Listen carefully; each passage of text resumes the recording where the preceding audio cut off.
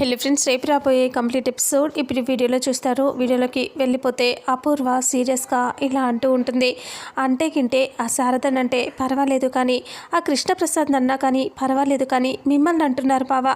మిమ్మల్ని అంటూ ఉంటే నాకు చాలా బాధగా అనిపిస్తుంది. అందుకే బావా, తనకి పెళ్లి చేసేస్తే ఈ గొడవ పోతుంది, ఇంకా అది ఇంటికి దూరం అవుతుంది, ఈ ఇంట్లో మనుషులు అక్కడికి వెళ్లకుండా పోతారు, ఇంకా మనకి ఈ చెడ్డ పేరు రాదు అని చెప్పి నేనే దానికి పెళ్లి చేయాలి అనుకున్నాను బావా అని అంటూ చెప్పగానే ఇక అప్పుడే అలా చూస్తూ ఉంటాడు శరత్. ఇక అప్పుడు ఇలా అంటూ ఉంటుంది, నేను పెళ్లి చేస్తే ఇంకా మనకి చాలా సమస్యలు పోతాయని అనుకున్నాను బావా. అందుకే ఆ దరిద్రపు గొట్టుది ఎన్నిసార్లు చెప్పినా వినిపించుకోకుండా ఇలా బరితెగించి తిరుగుతుంది.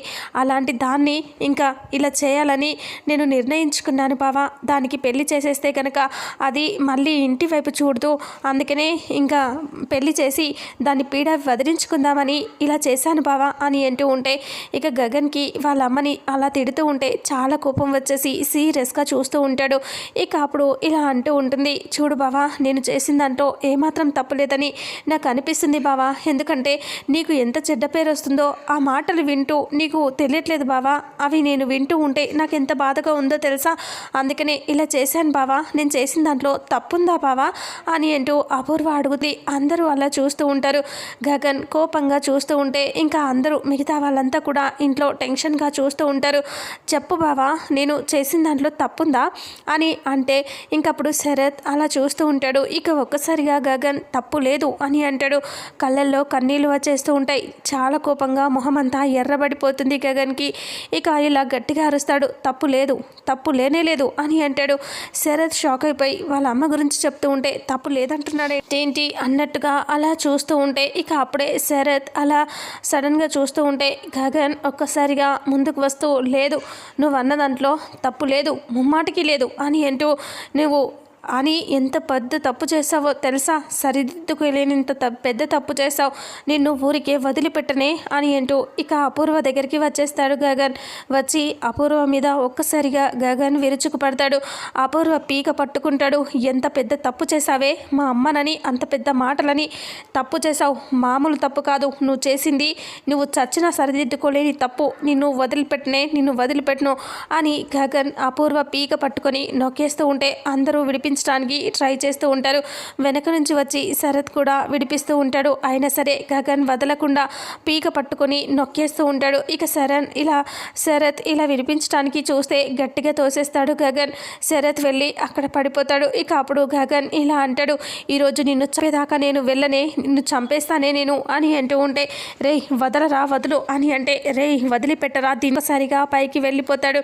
అప్పుడే అపూర్వ తప్పించుకొని ఇలా పరిగెడదామని చూసి మళ్ళీ గగన్ వెళ్ళి ఇలా గట్టిగా పట్టుకొని పీక పట్టి నొక్కేస్తూ ఉంటాడు. ఎందుకే మా అమ్మని అన్ని మాటలు అంటున్నావు, నిన్ను చంపేస్తానే, నిన్ను వదిలిపెట్టిన ఈరోజు అని అంటూ ఉంటే అందరూ వదులు బాబు, వదులు అని అంటూ ఇత చెప్పినా సరే వినిపించుకోకుండా గగన్ అలా పీక పట్టుకొని నొక్కేస్తూ ఉంటాడు. ఇక ఒక్కసారిగా గగన్ని ఇలా తోసేస్తుంది అపూర్వ. ఇలా కింద పడుతుంది.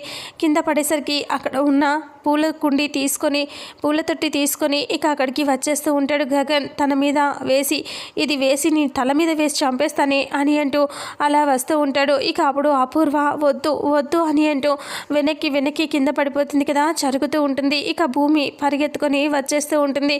పైనుంచి గన్ తీసుకొని శరత్ వచ్చేస్తూ ఉంటాడు. ఇక గన్ పట్టుకొని కోపంగా శరత్ వచ్చేస్తూ ఉంటే గగన్ ఆ పూల కుండి పట్టుకొని అపూర్వ మీద వేయటానికి వస్తూ ఉంటే ఇక అప్పుడే బయట నుంచి భూమి వచ్చి చూసేసరికి అపూర్వ అక్కడ పడిపోయి ఉంటుంది. ఏం జరుగుతుందో భూమికి అర్థం కాక అపూర్వ వైపు చూస్తూ ఉంటే అపూర్వ భయపడుతూ వద్దు అని అంటూ ఉంటే సడన్గా అటువైపు చూస్తుంది ఆ భూమి. చూసేసరికి గగన్ పూల కుండి పట్టుకొని అలా వస్తూ ఉంటాడు. ఇక అప్పుడు అది చూసి ఒక్కసారిగా భూమి షాక్ అయిపోతుంది. మళ్ళీ వెంటనే ఇటువైపు చూసేసరికి రేయ్ వదలరా అని అంటూ శరత్ అంటాడు.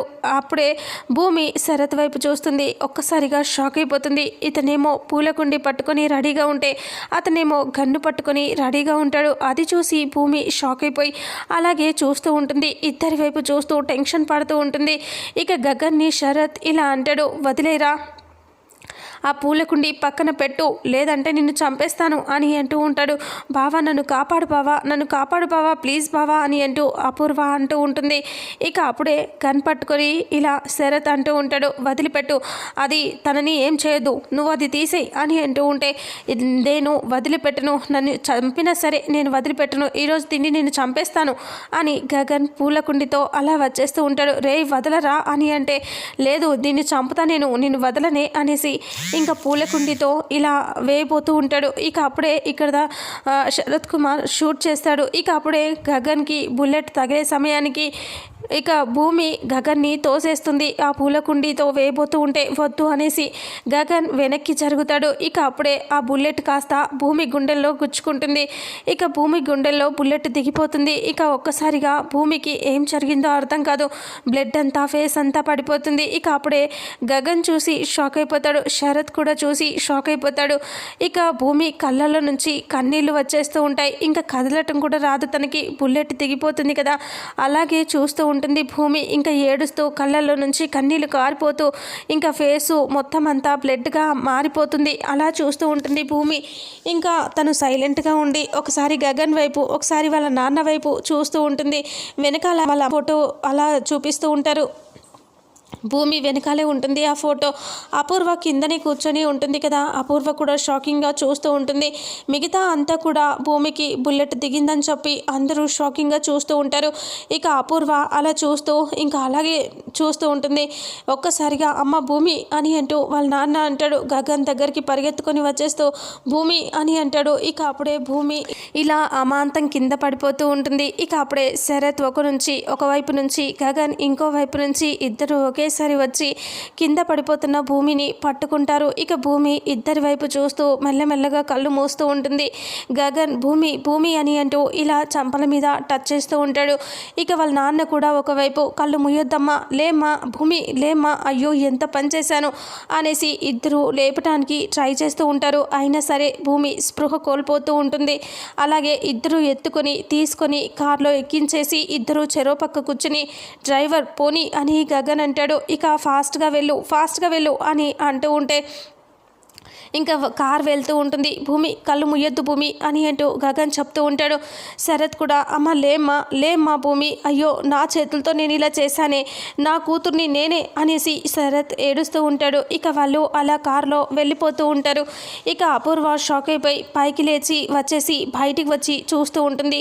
గోరింటాకు పిన్ని వచ్చి ఇలా అంటుంది, ఏంటమ్మా ఇలా జరిగిపోయింది, అసలు ఇక్కడ ఒకటనుకుంటే ఇంకొకటి అయిపోయిందేంటమ్మా, అసలు ఆ అమ్మాయి వచ్చి ఇలా అయిపోవటం ఏంటి అంటే, పోనీలే శత్రుశేషం తగ్గిపోతుంది నాకు అని అంటూ, శత్రుశేషం లేకుండా అయిపోతుంది కదా అని అంటుంది. ఆ మాటకి ఇంకా అలాగే చూస్తూ వాళ్ళు అలా బాధపడుతూ ఇక్కడేమో వీళ్ళు వెళ్ళిపోతూ ఉంటారు. ఇక మిగతా వాళ్ళంతా నానమ్మ భూమి అని అంటూ ఇంకా అందరూ బాధపడుతూ ఉంటారు. ఇక అలాగే శరత్ భూమిని అలాగే గగన్ ఇద్దరు తీసుకొని వెళ్ళిపోతూ ఉంటారు కదా. అలా హాస్పిటల్ దగ్గరికి వచ్చేస్తారు.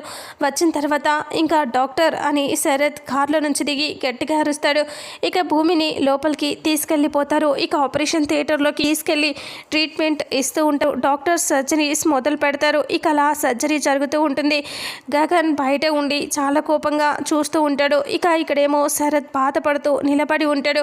గగన్ టెన్షన్ పడుతూ అటు ఇటు తిరుగుతూ అలా భూమి గదిలోకి చూస్తూ మళ్ళీ ఇటుపక్కకి వచ్చి శరత్ని కోపంగా చూస్తూ అటు ఇటు తిరుగుతూ ఏం చేయాలో అర్థం కాక సీరియస్గా చూస్తూ ఉంటాడు గగన్. ఇక శరత్ ఏమో అలా చూస్తూ బాధపడుతూ ఉంటాడు. సడన్గా గగన్ శరత్ వైపు చూస్తూ ఇలా అంటాడు, భూమికి ఏమైనా కావాలి, నిన్ను వదిలిపెట్టను, చంపేస్తాను నిన్ను అని అంటూ గగన్ అంటాడు. నీ వల్లే బుల్లెట్ తగిలింది అంటే నీ వల్లే కదరా, నిన్ను షూట్ చేయబోతే నా కూతురు అడ్డుగా వచ్చింది, నిన్ను వదిలిపెట్టను నా కూతురికి ఏమైనా అయితే అని అంటూ శరత్ అంటే, నీ కూతురా నువ్వైతే ఇలాగే చేస్తావా అనేసి ఇద్దరు కలిసి కాలర్స్ పట్టుకుంటారు. ఒకరినొకరు ఇలా పీకలు పట్టుకొని ఇంకా గొడవ పడుతూ ఉంటారు. అప్పుడే డాక్టర్ బయట నుంచి వచ్చేసి, ఏంటి ఏం చేస్తున్నారు ఇక్కడ మీరు, ఇది మార్కెట్ అనుకుంటున్నారా, ఏమైనా గొడవ పడుతున్నారు? ఇక్కడ హాస్పిటల్ అనుకుంటున్నారా? పేషెంట్ ఉన్నారు ఇక్కడ. చూసారా ఆ అమ్మాయికి అక్కడ సర్జరీ జరుగుతుంది, ఎంత సీరియస్ కండిషన్లో ఉందో అర్థమవుతుందా మీకు అని అంటే, డాక్టర్ భూమికి ఎలా ఉంది అని గగన్ అడిగితే, ఆ అమ్మాయికి ఎలా ఉంది అని శరత్ అడిగితే, ఏంటి ఒకే అమ్మాయి గురించి ఒకే విధంగా రియాక్షన్ ఇస్తున్నారు, అంత టెన్షన్ పడిపోతున్నారు, మరి ఏంటి ఓకే మళ్ళీ ఇద్దరు కొట్టుకుంటున్నారు, అసలు ఏం జరుగుతుంది ఇక్కడ అని అంటూ డాక్టర్ అంటే, అప్పుడు ఏమీ మాట్లాడకుండా, డాక్టర్ ప్లీజ్ చెప్పండి భూమికి ఎలా ఉంది అని అంటే, ఇక తనకి చాలా చాలా సీరియస్గా హార్ట్కి దగ్గరగా ఇంజూర్ అయింది, లోపల బుల్లెట్ క్రూషియల్ స్టేజ్లోకి వెళ్ళిపోయింది, అందుకే ఏం చేయలేకపోతున్నాము, అసలు దీనికి స్పెషలిస్ట్ కావాలి, ముంబైలో డాక్టర్ ఉంటారు, ఆయన ఇప్పుడు ఎలాంటి సిచ్యువేషన్లో ఉన్నారో, అపాయింట్మెంట్ దొరుకుతుందో లేదో, ఆయన వస్తే కానీ ఇప్పుడు ఈ సర్జరీ సక్సెస్ అవ్వదు, చాలా క్రిటికల్ పొజిషన్లో ఉంది అని అంటూ డాక్టర్ చెప్తుంది. ఆయన వస్తే బాగుంటుందంటే వస్తారు, ఆయనని అపాయింట్మెంట్ నేను తెస్తాను అని శరత్ అంటాడు. ఇలా చార్టెడ్ ఫ్లైట్లో అయినా తనని తీసుకొస్తాను అని శరత్ వెళ్ళిపోతాడు. గగన్ కంగారు పడుతూ అలాగే నిలబడి చూస్తూ ఉంటాడు. ఇక డాక్టర్ అక్కడి నుంచి వెళ్ళిపోతుంది. ఇక అపూర్వ సీరియస్గా ఆలోచిస్తూ గగన్ తనని కొడుతూ ఉంటాడు కదా, పీక పట్టుకొని నొక్కేస్తాడు కదా, అదంతా గుర్తు తెచ్చుకొని చాలా సీరియస్గా ఆలోచిస్తూ అపూర్వ కూర్చొని ఉంటుంది. గోరింటాకు పిన్ని వచ్చి, అమ్మ అప్పు ఇదిగో నీకోసం స్వీట్ తెచ్చాను తీసుకోమ్మా అని అంటూ, తీసుకో అప్పు అని అంటే, ఏంటి నీకెన్నిసార్లు చెప్పాలి అప్పు అప్పు అని అనకూడదని అని కోపంగా అపూర్వ అంటుంది.